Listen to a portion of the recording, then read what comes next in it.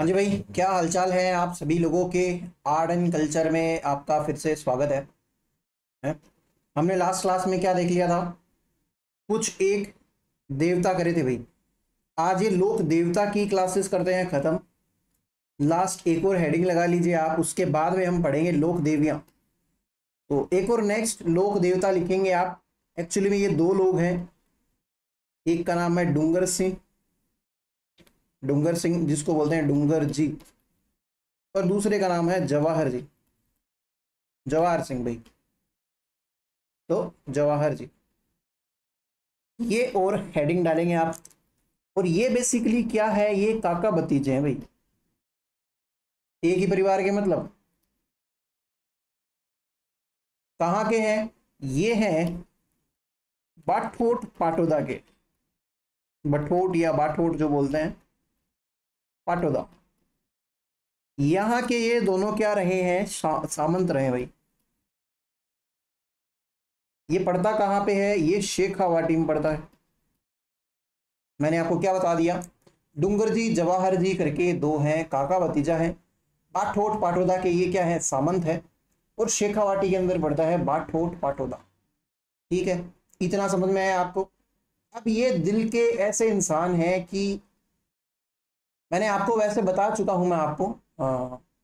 मेरे ख्याल से कहाँ पे बताया था मैंने आपको, डूंगर जी और जवाहर जी के बारे में मैंने 1857 की क्रांति में, जब क्रांति के अन्य सेना नायक वगैरह या फिर अन्य हीरोज की हमने बात करी थी, तब उसमें मैंने डूंगर जी और जवाहर जी का भी नाम मेंशन किया था। ये उस टाइम के ही हैं भाई। और इन्होंने बाद में एक बार क्या लूटा हुआ है, नसीराबाद छावनी भी लूटी हुई है। मैंने आपको बताया था ना, अंग्रेजों की नसीराबाद छावनी लूटी थी।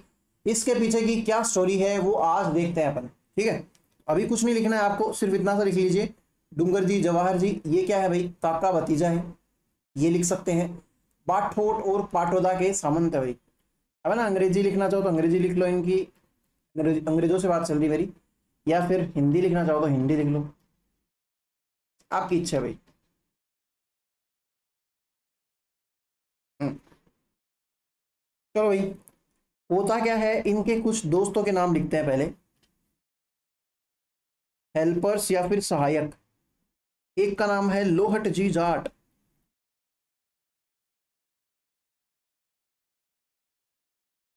एक है करना जी मीणा। देखो सबको रिस्पेक्टफुली बोला जा रहा है यहाँ पे, करना जी मीणा। उसके पीछे का रीजन क्या है? क्योंकि हम इनको पढ़ रहे हैं एक तो लोक देवता में, तो इनके साथ में आने वाले भी थोड़े रिस्पेक्टफुल ही रहे हैं। एक का नाम है बालू जी नाई और एक का नाम है साखू, साखू जी लोहार। ये सामंत थे भाई। कौन थे सामंत? डूंगर जी जवाहर जी। और ये इनके दोस्त भाई, लॉर्ड जी जाट हो गए, करुणा जी मीणा। और ये क्यों बन गए? ये क्या है, ऐसी क्या दिक्कत है? इन्होंने जब ये सामंत थे तब अंग्रेजों ने काफी इनको परेशान किया था। तो ये अंग्रेजों के पीछे ही पड़ गए भाई कि छोड़ो ये सामंतगिरी, इसमें कोई पावर तो रही है नहीं, कुछ छोड़ा तो है नहीं, एक काम करते हैं डाकू बन जाते हैं। तो ये दोनों क्या बन जाते हैं, डाकू। और ये हैं सारे के सारे लोग इनकी टीम मेंबर्स, एक तरीके से देखा जाए तो। ठीक है, अब क्या है, अंग्रेजों को इनसे दिक्कत है और इनको अंग्रेजों से दिक्कत है। दूसरी बात, ये क्या करते थे, ये अमीरों से पैसा लूट के गरीबों में बांट देते थे। खुद के पास में कुछ नहीं रखा कि भाई ले मर्सिडीज ले आए, आईफोन ले आए, बीएमडब्ल्यू ले आए, हेलीकॉप्टर खरीद लिया ना। खुद के पास में कुछ ही नहीं रखते थे, बस अपना घर चल जाए और क्या बोलते हैं उसको, अपनी दहशत जो है वो वो क्या बोलते हैं, जारी रहे भैया ना। तो डूंगर जी और जवाहर जी अपने पास सिर्फ इतना ही रखते थे। बाकी ये क्या करते थे, जैसे किसी के घर में कोई चोरी हो गई तो उसको थोड़े बहुत पैसे दे दिए, किसी के शादी है उसके पास में 2 रुपये नहीं लगाने को, उसको दे दिए पैसे, किसी का घर गिर गया हो बारिश से, किसी की खेती नहीं हुई हो, उन सब लोगों का भला किया है। तो अब एक चीज जान लेना, अगर हमारा कोई हेल्प करता है ना तो हमारे मन में एक कृतज्ञता का भाव आता है, ग्रेटिट्यूड आता है हमारे मन में, है ना। तो और अगर आपके साथ में कोई ऐसी हेल्प कर दे जिसमें आपकी जान दांव पे लगी हो या फिर आपका बहुत बड़ा स्टेक लगा हुआ हो, तब आप उस इंसान को काफी जरूरत से ज्यादा एडमायर करते हो। और जब एक इंसान खुद ना काबिल नहीं होता है, उसकी अगर कोई हेल्प कर दे तो वो एक तरीके से आपको भगवान ही मानने लग जाता है। इसीलिए डूंगर जी जवाहर जी जो है लोक देवता के रूप में पूजे जाते हैं। क्योंकि इन्होंने जगह जगह पे अपने वाले एरिया में शेखावाटी में बहुत लोगों की हेल्प करी है। डूंगजी जवाहर जी कह लो, डूंगर जी जवाहर जी कह लो, कुछ भी कह लो, तो इस वजह से ये फेमस है। अमीरों में लूटते थे और गरीबों में सारा बांट देते थे। साथ ही साथ में अंग्रेजों की नसीराबाद छावनी की लूटी, वो भी बताता हूँ। तो हुआ ये कि ये एक दो बार मतलब ऐसे ही लूटपाट की इन्होंने। तो एक बार इनके कोई धक्के चढ़ा, एक सेठ, रामगढ़ का सेठ था भाई, रामगढ़ सीकर वाला, यहाँ का कोई सेठ था। इसको ऐसे बोला कि भाई तेरे लूटपाट होगी तो जितना भी गहना है, धन है, सब तैयार रखना और कोशिश मत करना सयाने बनने की, किसी को बताने की जरूरत नहीं है, अंग्रेज को या राजा को किसी को नहीं बताना। ठीक है भाई। ये भी डर गया बेचारा, सेठ जो है, एक बार के लिए तो डर गया। लेकिन इसने शाणे ने क्या कर लिया, इसने बुला लिए अंग्रेज, अंग्रेज बुला लिए। तो इन्होंने मतलब जब ये लूटने के लिए जा रहे थे इस सेठ को, तब ये सारे लोग गए, लॉर्ड जी जाट है, करना जी मीणा है, जवाहर जी है, सारे हैं, डूंगर जी है। अब वो सामने से आ गए अंग्रेज, ये गेट खोले, उधर से अंग्रेज खड़े, तो भाग गए भाई सारे। लेकिन बच गए कौन, डूंगर जी। डूंगर जी इनके हाथ लग गए। तो इन्होंने, अंग्रेजों ने क्या किया, डूंगर जी को आगरा ले गए और वहां पे जेल के अंदर बंद कर दिया। अब डूंगर जी किधर है, आगरा की जेल में बंद है भाई। डूंगर जी है, यही मेन है भाई, इसमें सरदार टाइप यही है। जवाहर जी भी इनको फॉलो ही करते हैं भाई। मेन आदमी पकड़ा गया, अब थोड़ी देर के लिए शांति पकड़ेंगे ये लोग भी, पर इनका गुजारा बसरा हो नहीं सकता। और साथ ही साथ में इनकी लाइफ ठीक नहीं चल रही है। अब ये क्या करेंगे, कोशिश करेंगे जल्दी से जल्दी डूंगर जी को छुड़वाने की, और ये कोशिश करते भी है। ये सारे लोग इकट्ठे होते हैं, और भी कई लोग हैं, जो मेन तो है यही वाले हैं, है ना। तो ये सारे इकट्ठे होते हैं और जा रहे होते हैं ये अजमेर वाली जेल के अंदर। अजमेर नहीं भाई, आगरा। आगरा की जो जेल है उसके बाहर काफी सारे, आपको पता ही है, सैनिक होते हैं, फौजी होते हैं, तो उनको भेद पाना आसान नहीं है। ये अपने वाले लोग हैं। ये 15, 20, 30 इकट्ठे हो गए और यहाँ पे इन्होंने डाल लिया कैंप, जेल के सामने कैंप डाल दिया। तो ये सैनिक आए, अंग्रेजी अधिकारी आए, सब लोग पूछ के गए कि ये क्या है, आप कौन लोग। इन्होंने क्या किया, इन्होंने ऐसे ड्रेस पहन ली, वो चोगा पहनते हैं ना, केसर कलर का सा ऐसे, और वहां पे साधु टाइप के लोग बन के बैठ गए और बोले कि यार हम है ना बारात लेके जा रहे थे। इतने सारे लोग तो बारात में इकट्ठा होते हैं, पर बारात में क्या हुआ, हमारे दूल्हे की हो गई मौत, दूल्हा मर गया, तो भाई उसको हम उसका क्रियाक्रम तो करके आ गए, लेकिन दूल्हा यहीं मरा है, तो दूल्हे के जो 12 दिन होंगे वो भी यहीं मनाए जाएंगे भाई। मतलब हमें मजबूरन यहाँ पे रुकना पड़ रहा है, वरना हम यहाँ पे रुकते नहीं है। ठीक है। इनमें से मेन आदमी है लोहट जी। लोहट जी जाट भाई, तो जाट आपको पता ही है, लंबे चौड़े होते हैं एकदम बढ़िया, गांठ गठीले टाइप। तो अब इनको अंग्रेज आके पूछते हैं, ये अंग्रेज जो है इन्होंने पूछा अपने इंडियन सैनिकों से कि भाई यार ऐसा कुछ होता है क्या तुम्हारे, ये जबरदस्ती जेल के बाहर, जस्ट बाहर ये कैंप लगा के बैठ गए और ये भजन कीर्तन और करते हैं, भगवान के नाम लेते रहते हैं। तो वो बोलते हैं भाई होता तो ऐसा ही है। सैनिक बोले कि भाई जहाँ पे जो मर जाए फिर उसके क्रियाक्रम के 12 दिन तो पूरे करने पड़ते हैं, और वैसे भी महाराज ये साधु है, इनके पास में कुछ है थोड़ी, आपको क्या खतरा है, अंदर कुछ ऐसा है क्या जिससे आपको खतरा है। भाई उन्होंने भी नोटिस किया कि भाई कोई डूंगर जी के लिए आ सकते हैं ये लोग। ठीक है भाई, इन्होंने कुछ नहीं कहा। अब ये रोज यहाँ पे भजन कीर्तन करते हैं, गरुड़ पुराण पढ़ते हैं, है ना, क्योंकि मरे हुए तो गरुड़ पुराण ही बात हो जाते हैं ना 12 दिन, तो गरुड़ पुराण चल रही है भाई। गरुड़ पुराण में अब अपने ये हो ही जाता है भाई, कोई ना कोई धार्मिक लोग जो होते हैं वो कहीं ना कहीं से मिल ही जाते हैं। कुछ एक सैनिक लोग हैं वो यहाँ पे डेली आने लग गए, भाई लाओ हमें भी सुना दो। इंडियन सैनिक जो है, हिंदुस्तानी जो हिंदू लोग हैं वो, कि भाई हाँ ठीक है, अच्छी बात ही तो बता रहा है, कोई बुरी बुराई क्या है। और लोहट जी सुनाते भी बहुत जोरदार तरीके से, है ना, बढ़िया से समझाते हैं इनको कि हाँ ऐसे हुआ और वैसे हुआ, और ये वैतरणी नदी पार करके जाना है, जीवन का कुछ ही नहीं है, जिस इंसान ने ये किया है, पाप कर्म किया है, वो किया है, वो किया है, ऐसे करके। तो काफी बढ़िया से इम्प्रेस कर दिया सैनिकों को भी। और भाई साथ में इनके जितने भी थे वो लोग ऐसे बिहेव कर रहे थे जैसे वो कोई इनके चेले। ठीक है भाई। अब सैनिकों को ये हुआ कि 12वां दिन आ चुका है। अब लोहट जी को भी ये था कि हाँ भाई अब जाके हम क्या कर सकते हैं, हमारे कार्य को अंजाम में दे सकते हैं। तो सैनिक आए उनके पास में, बोला कि भाई बहुत अच्छा लगा, 10-11 दिन आप यहाँ पे रुके, आज 12वां दिन है, पता ही नहीं चला कितनी जल्दी इतना टाइम निकल गया, और हम आपको कहाँ पे ढूंढ सकते हैं। तो लोहट जी बोले यार देख मेरा कोई ठिकाना नहीं, मैं तो साधु आदमी हूँ, तो कोई चेले की शादी थी इसलिए मजबूरी में मेरे को बारात में आना पड़ा, और उसके साथ में जो दुर्घटना हुई तो मेरे रिस्पॉन्सिबिलिटी भी बनती है, धर्म भी बनता है, ये सारे दिन मैं निकालूं। लेकिन तुम मुझे कहीं नहीं ढूंढ सकते, मैं हर जगह हूँ, तो तुम कहीं भी मन से मेरे को पूछ लेना। अब सैनिकों की और हो गई यार, ये तो खतरनाक संत महात्मा आदमी यार, इससे बढ़िया तो कुछ पॉसिबल ही नहीं है, हम इनके कैसे काम आ जाए, कुछ तो करें ऐसा। तो एक दो सैनिक ऐसे बोलते हैं कि भाई महाराज हमसे क्या बोलते हैं उसको, हमें या तो ऐसे कुछ अपनी तरफ से बता दो कि भाई आप मेरे लिए ये दान दक्षिणा दे दो, या फिर हम आपके लिए कुछ करना चाहते हैं। तो भाई लॉर्ड जी भी बोले कि यार देखो, क्या मांगते थोड़ी है साधु, मांगते हुए अच्छा थोड़ी लगता है साधु, उसको जो मिल जाए, भले उसको करोड़ों की वो दान दक्षिणा मिल जाए, वो भी रख लेता है। अगर वो उसकी काम की चीज है तो वो रख लेगा, अदरवाइज वो उसको आगे पास कर देगा जिसको भी जरूरत है उस चीज की। चलो मांगू थोड़ी, लेकिन अगर आप अब कह ही रहे हो तो मैं किसी को आशीर्वाद देना चाहता हूँ। सैनिक ने बोला किसको आशीर्वाद देना चाहते हो सर? तो लॉर्ड जी ने बोला कि मेरा एक चेला है कि आगरा जेल के अंदर है, मेरे को याद आ गया ऐसे ही, मैं तो मेरे को ऐसे ध्यान में है कि वो आगरा की जेल के अंदर ही एक बंद है, तो उससे भी मिल लेते हैं, बढ़िया चेला है। तो बोला इतनी सी बात है, आप कहो तो आपको अभी मिला लेते हैं। तो बोला कि हाँ बिल्कुल अभी मिलाओ, कि आज तो हम निकल जाएंगे फिर रात को, तो कब मिलाओगे?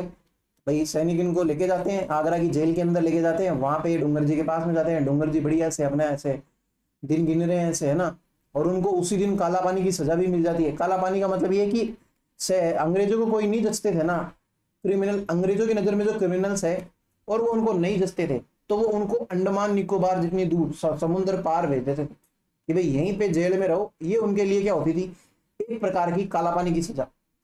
तो डूंगर जी को ये था कि आज अगर उनको कोई बचा ले तो बचा ले, वरना नेक्स्ट डे तो उनको काला पानी की सजा के लिए ले जाएंगे यहाँ से आगरा से, फिर डूंगर जी कभी नहीं हाथ आ सकते, क्योंकि वहां जाने के संसाधन ही नहीं है, वापिस आने का भी कोई संसाधन नहीं है। अंग्रेज ला सकते हैं, अंग्रेज ही ले जा सकते हैं।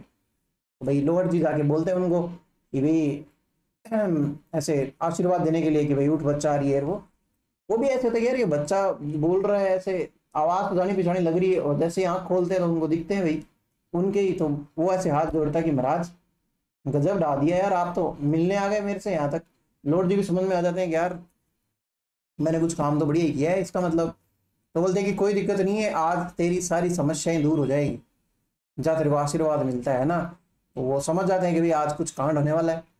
तो फिर बाद में ये सारे लोग, लॉर्ड जी जाट और ये जितने भी लोग है ना, ये जेल के अंदर ही क्या कर देते हैं, हंगामा कर देते हैं, हथियार वथियार पकड़ लेते हैं, दो चार सैनिकों को कूट देते हैं जो इनको अंदर लेके आए थे, उनके भी दो चार एक पीठ में मुक्के मार मार के उनसे बंदूकें छीन लेते हैं। वो बोले यार आप तो साधु के वेश में डाकू निकले। तो बोला कोई नहीं, तेरे को बढ़िया चीज तो सिखाई है मैंने। और उसके बाद में पूरी जेल लूट लेते हैं भाई। और जेल लूटने के साथ साथ में डूंगर जी सिर्फ अकेले फरार नहीं होते, वहां पे जितने भी अंग्रेजों ने कैदी बना रखे थे, ज्यादातर क्या ही है, विद्रोही तो है, जो जिनको हिंदुस्तान आजाद चाहिए, अंग्रेजों को जिनसे खुन्नस है, वो कहीं ना कहीं अच्छे ही लोग हैं। तो उनको सबको छुड़वाया डूंगर जी ने उस दिन। और डूंगर जी फिर जाते टाइम पे अपने ये घोड़े पे बैठ रहे थे, ये सारे लोग जाते जाते नसीराबाद की छावनी भी लूट गए थे। तो इस प्रकार से तो हुआ ये। फिर बाद में थोड़े दिनों बाद में वो रामगढ़ वाले सेठ की याद आ गई डूंगर जी को, बोले भाई चलते हैं। फोन मिलाया उसको, इस बार खुला चैलेंज दिया कि ये काम कर, जितने अंग्रेजों को इकट्ठा करना चाहता है कर ले। इस बार मैं तेरे को उन अंग्रेजों को भेजते हुए पकड़ूंगा और उतनी बुरी मौत मारूंगा तेरे को, तू तो तेरी जिंदगी भर याद रखेगा। तेरे पास जितना भी गहना गुठी है सब निकाल ले, और जिसको फोन करना चाहता है उसको फोन कर ले, आज तेरे घर पे डाका पड़ने वाला है। भाई रामगढ़ का सेठ है, वो भी समझ गया कि भाई घायल शेर होता है, उससे तो जरा सी भी वो नहीं करनी चाहिए। और फिर बाद में फिर भी वो शाना तो लगाता है। ये रामगढ़ की हवेली में जाते हैं, वहां पे सेठ से मिलते हैं। सेठ बोलता है कि भाई सॉरी गलती हो गई, ये है वो है, मुझे भी पैसा प्यारा है, आपको भी पैसा प्यारा है, तुम्हें मेरा पैसा नहीं पकड़ने तो मैंने अंग्रेजों को बता दिया, और वो आपको पकड़ के ले गए। मुझे नहीं पता था आपके साथ ऐसा ऐसा होगा, वरना मैं नहीं पकड़वाता कभी भी। अब वो तो डरते हुए बोल रहा बेचारा। फिर बाद बोला कि चल कोई नहीं, छोड़ बात छोड़, तू जितना भी धन है वो लेके आ, तुझे ये बात ही समझ में आ गई, वो बहुत अच्छी है कि तूने अंग्रेजों को या किसी को भी बताया नहीं। तो बोला धन तो मेरे पास में 2 रुपए भी नहीं है। रामगढ़ का सेठ ने बोला कि मेरे पास तो 2 रुपए धन नहीं है, तुम क्या क्या लूटोगे मेरे से, मैं तो खुद ही कर्जे के अंदर डूब रखा हूँ, आपने मेरी बात तो सुनी नहीं, तो मैं आपको क्या बताता। ठीक है भाई, सारे के सारे जो डाकू है या सहयोगी जितने भी लोग हैं वो क्या करने लग गए, खोजबीन करने लग गए, उनको कहीं पैसे नहीं मिले।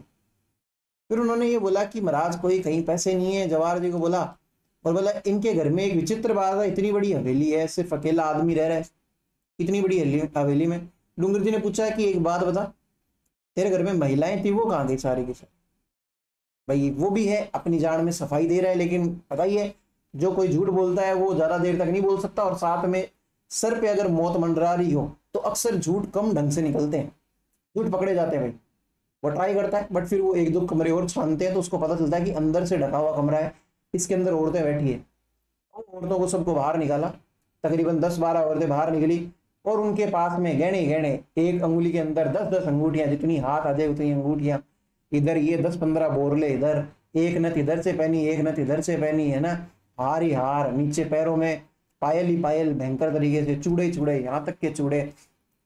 तो बोला हाँ ये है तेरी गरीबी, ये है तेरा कर्जा है, तू कर्जे में डूब रखा है। सारी औरतों से गहने उतरवा लिए, है ना।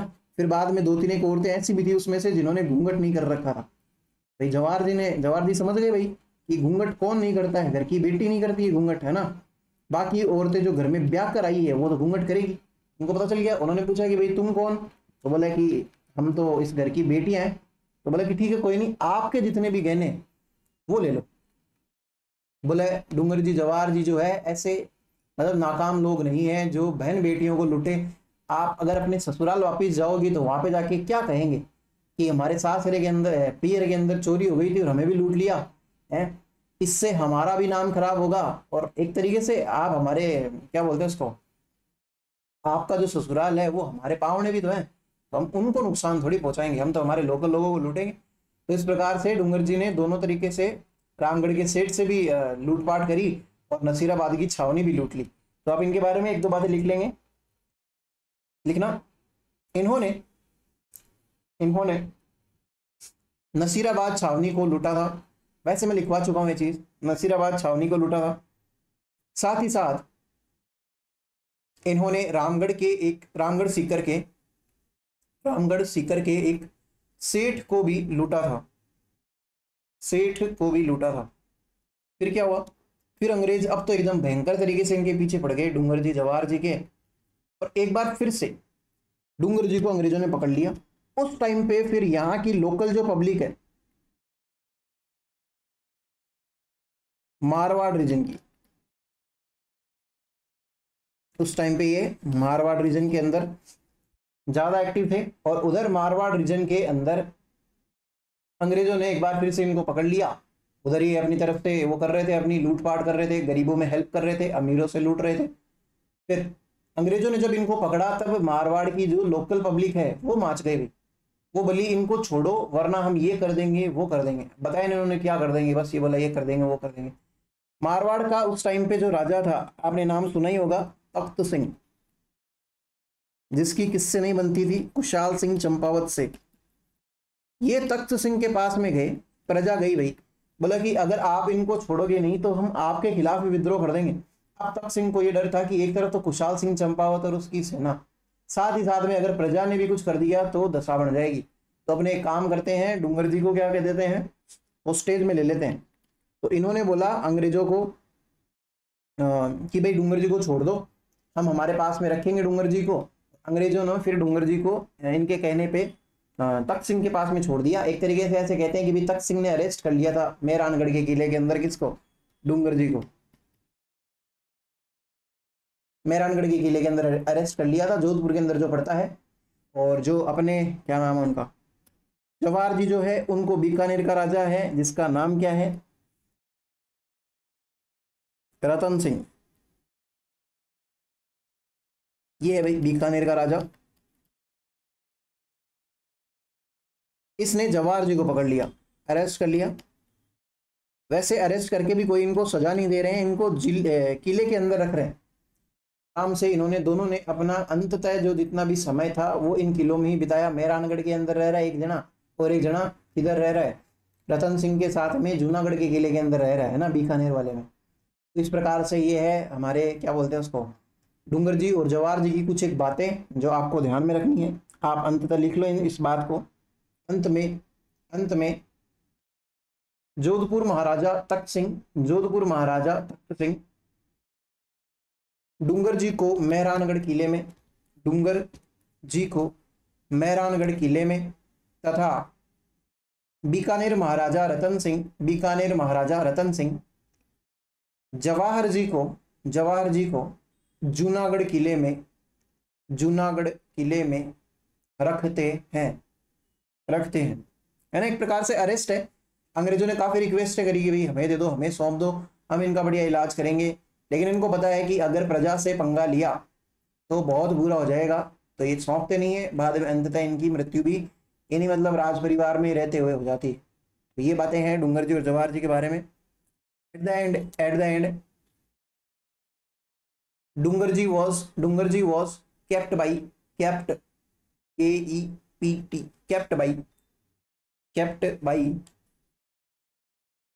Jodhpur Maharaja Takht Singh in Mehrangarh fort while Jawahar Singh was kept by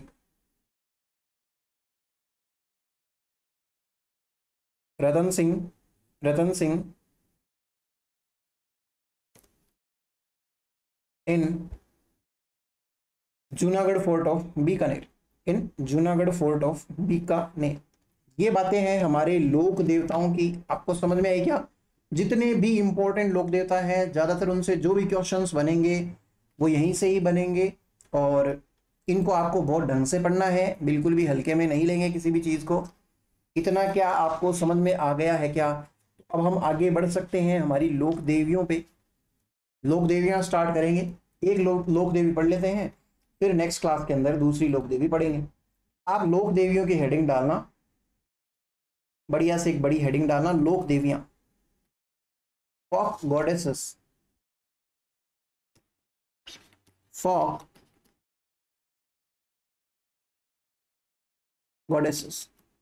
लोक देवियां।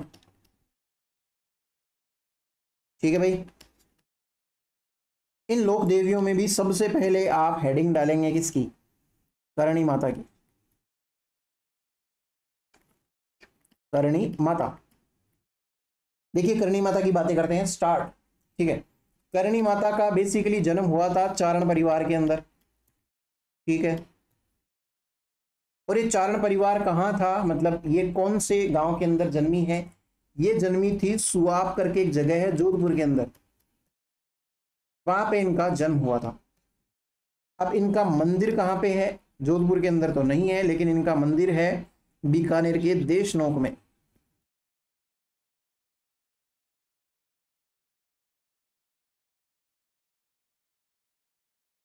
चूहों का मंदिर है भाई, ये वर्ल्ड में भी फेमस है, चूहों का मंदिर। ऐसा विचित्र मंदिर है। इस मंदिर में आपको कहीं भी छोटे बड़े चूहे नहीं देखने के लिए मिलेंगे, सारे लगभग एक सेम सी साइज के चूहे मिलेंगे।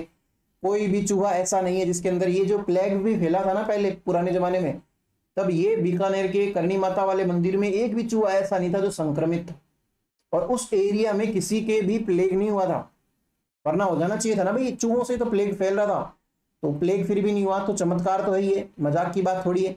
और साथ साथ में इन चूहों को क्या बोलते हैं? चूहा नहीं बोलते भाई, इनको चूहों को बोला जाता है काबा।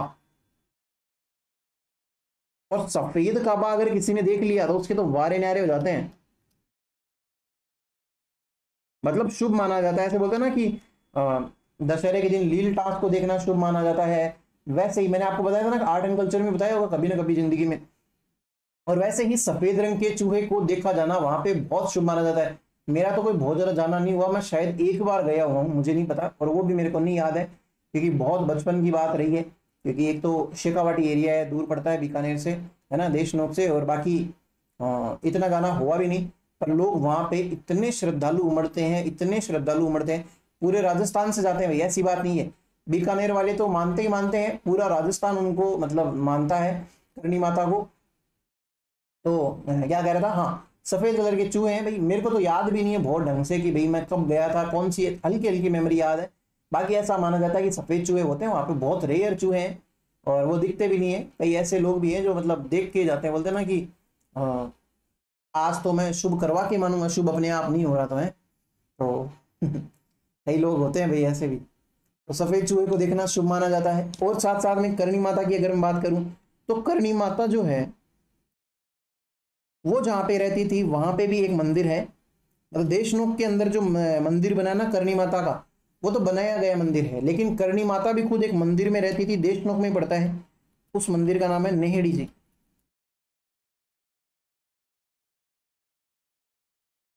क्या है नेहड़ी जी?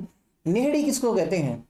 देखो, आपने कभी देखा होगा पुराने जमाने के अंदर एक ऐसे स्टंप जैसे एक लकड़ी होती है, उसको हम किसके अंदर लगा देते हैं, जमीन के अंदर गाड़ देते हैं बढ़िया से। ठीक है भाई, पास में रख लिया एक मटका। ठीक है भाई, रख लिया। अब इस मटके के अंदर भी एक लकड़ी होती है, होती है, बात तो सही है। अब क्या किया जाता है, इस लकड़ी के ऐसे एक लपेटा मारा जाता है, फिर बाद में एक लपेटा इसके मार के ऐसे, यहां पे इस चीज को एक औरत पकड़ती है या आदमी पकड़ती है और ऐसे मतलब आगे पीछे, वन हैंड आगे वन हैंड पीछे करके इस चीज को बिलोते हैं। और इसके अंदर होता है ज्यादातर छाछ दही, जिससे क्या मथते हैं, मक्खन वगैरह। तो ये वाली जो लकड़ी होती है इसको बोलते हैं झेरना। और इसके साथ वाली लकड़ी जो जमीन में लगी है इसको बोलते हैं नेहड़ी। तो जो अपनी करणी माता है उनका जो मंदिर है नेहड़ी जी वाला मंदिर, वो मंदिर है खेजड़ी की वजह से। करणी माता क्या करती थी, खेजड़ी के पेड़ को तो बनाती थी नेहड़ी, और उसके पास में रख के अपनी झेरना वगैरह और वो मटके हैं उसके अंदर वो करती थी आराम से अपना दही मक्खन बनाना, वो काम करती थी। तो ये मंदिर भी कहाँ पे है करणी माता का, ये भी देशनोक के अंदर है। और क्या बातें करेंगे, करणी माता जो है ये खुद भी किसी को मानती थी क्या? या बिल्कुल मानती थी। तो ये मानती थी तेमदराय माता को, तेमदराय तेमड़े राय माता, इनका मंदिर भी देशनोक के अंदर भाई। करणी माता इनकी पूजा करती है भाई, तेमदराय माता को मानती है करणी माता। तो तीन चीज हो गई करणी माता के बारे में। करणी माता स्वयं, इनका खुद का मंदिर कहाँ पे है, देशनोक के अंदर। फिर करणी माता जिस मंदिर के अंदर रहती थी उस मंदिर का नाम क्या है, नेहड़ी जी का मंदिर। और जिसको वो पूजा करती थी उस मंदिर का नाम क्या है, तेमड़े राय माता मंदिर। ये तीनों के तीनों मंदिर देशनोक के अंदर हैं। ये कुछ एक बातें हैं, एक बार के लिए आप लिखो करणी माता के लिए, हेडिंग लगाना करणी माता, करणी माता भाई।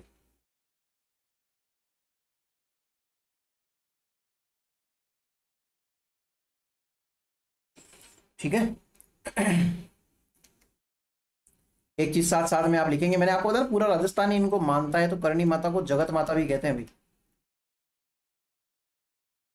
ठीक है, आप लिखना करणी माता या फिर ये जगत माता है ना, या फिर ये करणी माता या फिर जगत माता लिखना। फिर ये सुआप जोधपुर में, सुआप जोधपुर में एक चारण परिवार के अंदर जन्मी थी, एक चारण परिवार के अंदर जन्मी थी। She took birth, she took birth in Charan family, in Charan family in Suap Jodhpur, Suap Jodhpur. इनके बचपन का नाम रिद्धि बाई है, या फिर ऐसे लिख लो बचपन का नाम बराबर Riddhi by, childhood name Riddhi by.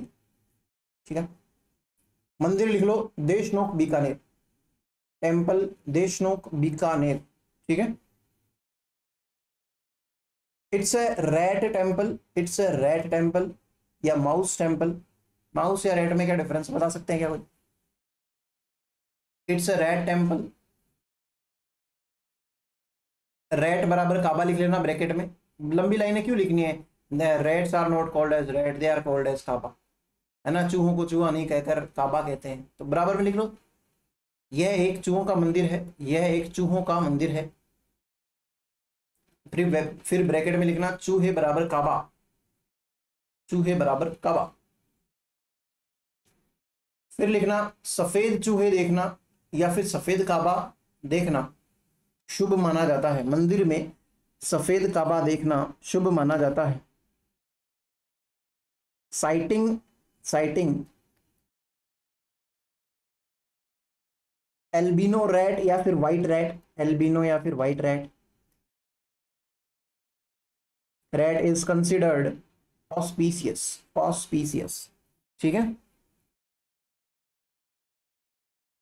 देखो एक चीज इनके मंदिर के बारे में लिख लेते हैं, एक विशेष बात हो रहा है। मैंने आपको एक ओरण जैसी चीज बताई थी, ओरण के देवता किसको कहते हैं ये बताना मेरे को।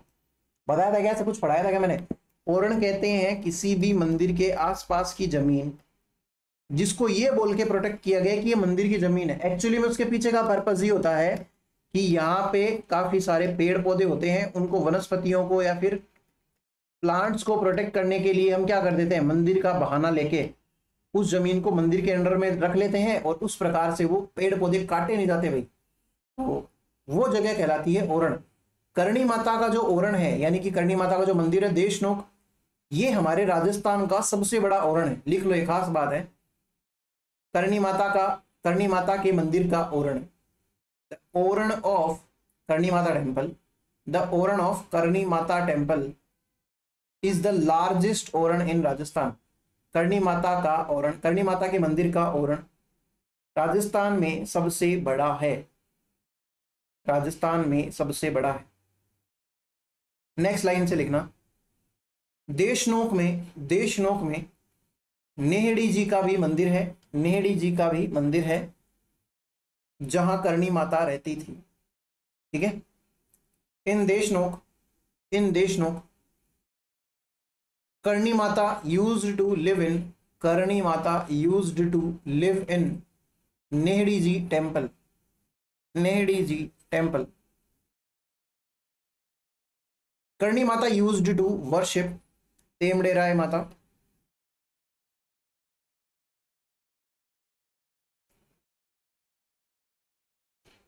तेमडेराय माता। इन देशनोक करणी माता तेमड़े राय माता की पूजा करती थी, जिनका मंदिर देशनोक में है। उस टेम्पल इज इन देशनोक, या फिर आप देशनोक लिख चुके हैं। अब करणी माता की जो वो बोलते हैं ना मृत्यु जो हुई थी, या फिर ये जब अपनी प्रजा को छोड़ के चले गए थे तब इनकी उम्र थी 151 साल। देखिए 151 साल की होके ये, अच्छा नहीं दिख रहा क्या आप लोगों को? अब दिखेगा, दिख रहा है। ये 151 साल की होके गई थी भाई। और होता ही है कि आपको पता ही है, महिलाओं के अंदर जब वो उनके मासिक धर्म बंद हो जाते हैं, है ना, तो उनकी बॉडी के अंदर एस्ट्रोजन के लेवल कम हो जाते हैं, फीमेल हार्मोन जो होते हैं उसके लेवल कम हो जाते हैं, और हल्का फुल्का टेस्टोस्टेरोन तो उनमें भी बनता है, महिलाओं में भी बनता है, आदमियों में तो खैर ज्यादा बनता है। तो टेस्टोस्टेरोन की वजह से मुंह पे बाल आना, है ना, आदमियों के अंदर दाढ़ी वगैरह आना, ये सब चीजें होती है। तो महिलाओं के अंदर भी जब उनके जो मतलब वो एज चली जाती है ना, मीनोपॉज आ जाता है, उसके बाद में क्या होता है, उनकी बॉडी में एस्ट्रोजन बनता नहीं है उतना। एस्ट्रोजन बनता नहीं है तो स्किन सॉफ्ट नहीं रहती है, हेयर जो फॉलिकल्स होते हैं उनमें भी ग्रोथ हो जाती है टेस्टोस्टेरोन की वजह से, उनमें हल्की हल्की दाढ़ी। आपने देखी नहीं क्या आपने कभी भी कि औरतों के अंदर जो बूढ़ी महिलाएं होती है उनके अंदर भी ना ऐसे ऐसे चिन्ह के ऊपर छोटे छोटे सफेद सफेद कलर के बाल उग जाते हैं, या फिर मूंछ के अंदर जो अपर लिप आप निकलवाते रहते हो बार बार में, वो उनके परमानेंट से आ जाते हैं ना, मतलब एकदम आदमियों जैसी बियर्ड तो नहीं आती उनके, बट फिर भी 2-4 बाल, 8-10 बाल, 15-20 बाल ऐसे करके आ जाते हैं। उसके पीछे का रीजन ये। और ये हमारी करणी माता जो है 151 साल अगर जिएंगी तो इनके तो बढ़िया से इतनी विजिबल बियर्ड हो जाएगी भाई। मेरे जितनी आप जो एक सामान्य आदमी की होती है उतनी तो नहीं होगी, बट फिर भी महिलाओं पे दिख जाए उतनी दाढ़ी होती थी, इसलिए इनको बोलते हैं दाढ़ी वाली डोकरी।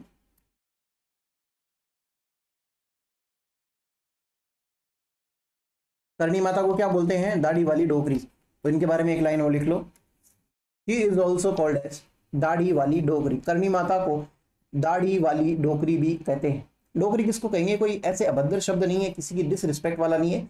बूढ़े इंसान को हमारी लोकल लैंग्वेज में, राजस्थानी लैंग्वेज में, मारवाड़ी में या जो भी है उसमें डोकरी कहते हैं भाई। तो ये कोई वैसे डिसरिस्पेक्टिंग वर्ड नहीं है ना।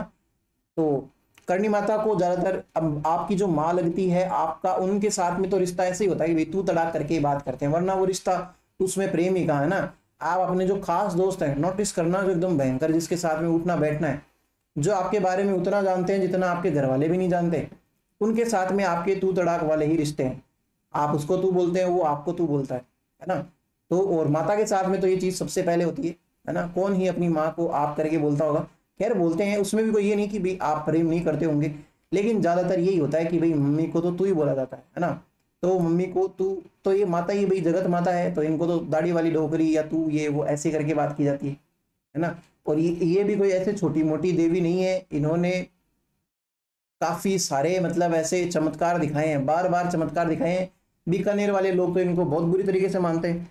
ऐसे माना जाता है कि राव बीका जो है उसको करणी माता ने आशीर्वाद दिया था कि बीकानेर बसा, तेरा बीकानेर जो है ये राठौड़ी तो है, ये अलग हुआ था जोधपुर से। तो इसको बोला, आप हिस्ट्री के अंदर देखेंगे बढ़िया से, इसको करणी माता ने बोला था कि भाई जोधपुर क्या है, जोधपुर तू उससे बढ़िया जगह बनाएगा, तो एक काम कर यहाँ पे बीकानेर बसा, तेरा नाम बीका है तो बीकानेर बसा। तो ये बीकानेर बसाता है भाई, बीकानेर के अंदर किला वगैरह लगाता है ना, किले के ऊपर ध्वजा वगैरह है।